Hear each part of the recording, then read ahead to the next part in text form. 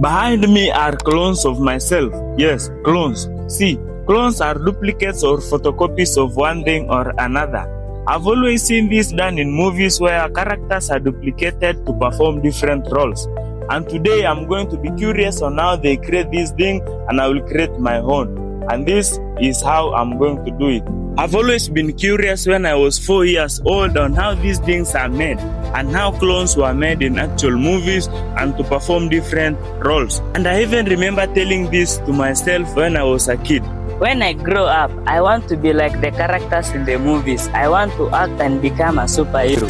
And today that wish is going to come true. Yes, it is going to come true. I'm actually going to spend the next few minutes trying to create and shoot and film how I will make this and create my actual clones. But I am afraid of something. What if these clones turn against or beat me up while I'm here alone?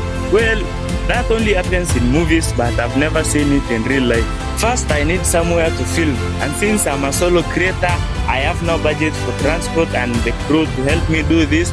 I will actually do this here. Yes, let's do it here. This is the scene. This is our movie studio. This is our production studio. And for the next few minutes, we will be shooting here. Since it was time to film, I actually took out my tripod and had to rearrange everything in it so that I could actually shoot and direct myself, because I currently do not have a cameraman. I made sure the camera will not move at all, and that space I was shooting was wide enough to fit two of me standing side by side. For the first shot, I stood on one side and pretended like I was having or talking to someone next to me.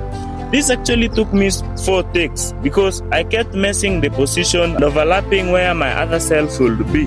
Once I finally got it right, I switched sides and filmed the second version of myself without ever touching the tripod.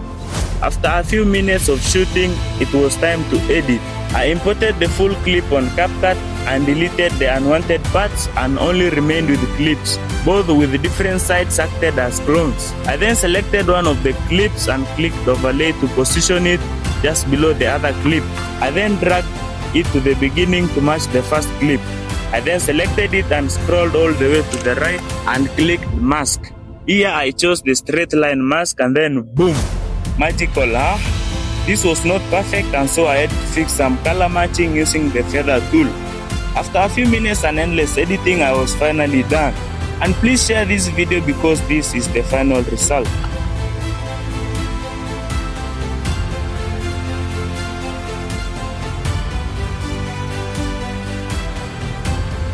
If you managed to stay and watch this video up to this point, I just want you to drop a congratulations message because currently we hit over 100,000 followers on TikTok.